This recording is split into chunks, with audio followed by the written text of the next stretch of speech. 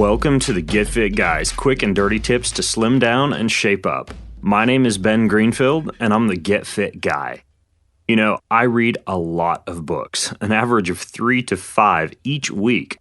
And last year, during 2012, I finished dozens and dozens of books.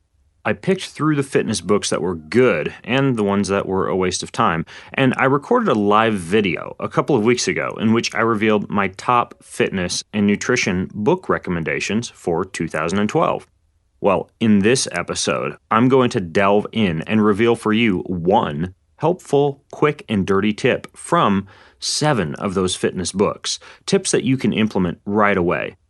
And by the way, I will put a link in the show notes to not only all of the books that I talk about today, but also to that video in which I really delved in for about 45 minutes and even held books up on screen for you to see. So you can get all of that over at getfitguy.quickanddirtytips.com.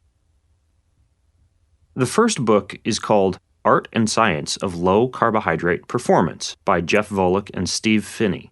From managing insulin resistance and type 2 diabetes to helping you burn fat faster, there are numerous benefits to carbohydrate restriction, and this book delves into how to control your blood sugar without eating too many carbohydrates, turning your body into a fat-burning machine during exercise and life, and doing it all without hitting a wall or running out of energy. Now, here is one tip from this book. An interesting anecdote is the uncomfortable truth about endurance exercise, energy expenditure, and weight loss.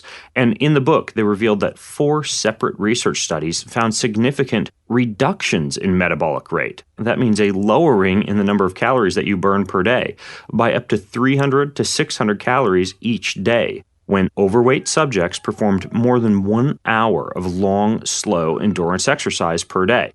In other words, chronic cardio isn't the best way to lose weight. Instead, you should combine high-intensity interval training with weight training if you want to shed fat and get fit faster.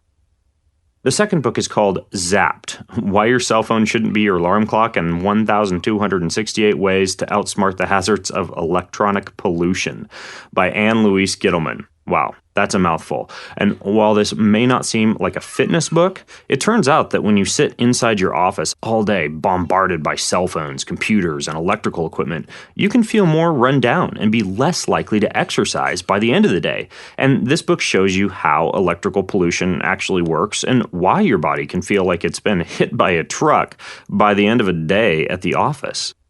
Now, one takeaway tip from this book that I've personally implemented is to avoid exercising or sleeping or eating, etc., with my phone on or near my body. And if I do need to take my phone on a bike ride or a run or to the gym, I try to keep it off or on airplane mode. If you're exposed to potentially harmful electrical radiation all day at work, why maintain that exposure while you're exercising or sleeping? The third book is called Waterlogged: The Serious Problem of Overhydration in Endurance Sports by Tim Noakes. In this book, Tim Noakes highlights the danger of the serious problem of overhydration in sports and how we've been falsely led to believe that we actually need to drink liberally during exercise or replace our electrolytes. In reality, we need far less water and electrolytes than is typically recommended during physical activity, even in long, hot events. So, one important takeaway from this book is the concept of trusting your natural urges to drink when you are thirsty. And rather than mindlessly guzzling cups and bottles full of water while you're exercising, instead simply take small 3 to 6 ounce sips of water when you get thirsty. This type of natural fueling has been shown to result in a hydration level that is adequate to reduce your risk of heat stroke while also reducing your risk of hyponatremia, which is also known as water intoxication. The next book is called Thanks: How the New Science of Gratitude Can Make You Happier by Robert Emmons. Well, a book about being grateful may sound like a psychology or self-help manual. This book has actually helped me quite a bit with my levels of stress and happiness, both of which can significantly affect motivation to exercise.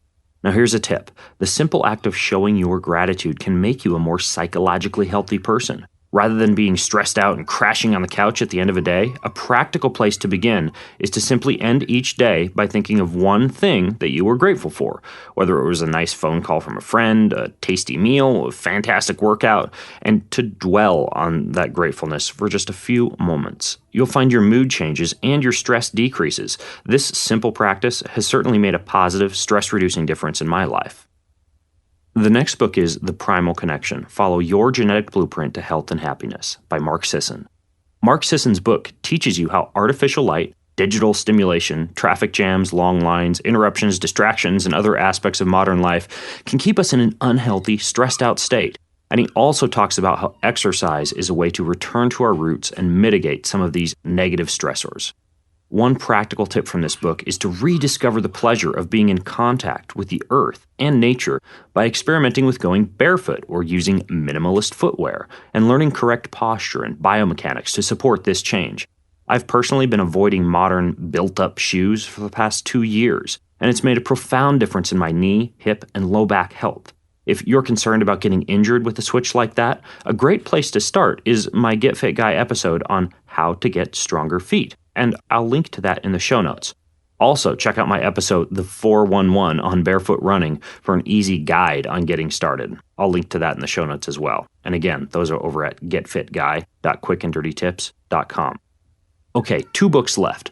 One is called Swim Smooth: The Complete Coaching System for Swimmers and Triathletes by Paul Newsome and Adam Young. Swimming, and water exercise in general, is a fantastic low-impact, high-calorie burning activity that can benefit any fitness enthusiast, and not just the Michael Phelps wannabes or triathletes. And all of the swimming instruction books that I've read don't hold a candle to this one, Swim Smooth. It's the best introduction I've read for beginner swimmers and an improvement manual for intermediate to advanced swimmers. In a similar manner to my own book on body typing, which you can check out at getfitguy.com, Swim Smooth shows you the different body types for swimming, and each type has a specific swim stroke that is most helpful. This book walks you through figuring out if your body type kicks too much, tries to muscle the water, glides for too long, and more. I learned that my body type tends to hold my breath while swimming, when I should actually be slowly exhaling under the water to relax and put my body into a proper state of buoyancy. You'll pick up many more tips just like that in this Swim Smooth book. And the final book is called Warrior Cardio: The Revolutionary Metabolic Training System for Burning Fat, Building Muscle, and Getting Fit by Martin Rooney. This exercise manual is based on high-intensity interval training and was originally intended for MMA fighters and martial artists, 2 populations who need a combination of extreme endurance, stamina, strength, and explosiveness. Now I gotta tell you, Warrior Cardio is not for the faint-hearted. But if you're a listener who's already pretty fit and you want to quickly strengthen and improve your body, you'll definitely find challenging exercises and workouts within the pages of this book.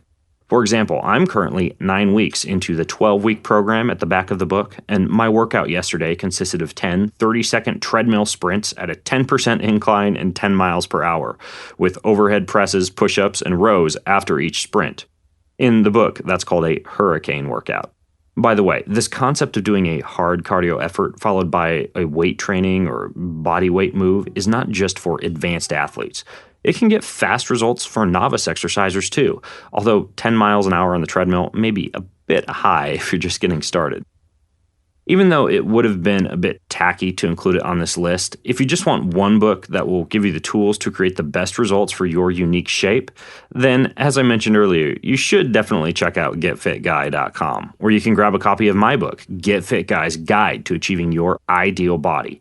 It has tons of tips, tricks, and advice on how to stop wasting time at the gym and instead work out based on your specific body type and create the best possible you. Now, if you have more questions about these top 7 tips from my recommended fitness books of 2012, or perhaps your own books to add, you can join the conversation over at facebook.com/getfitguy. I'll see you over there, and until next time, this is the Get Fit Guy asking you, what are you waiting for? Go get fit.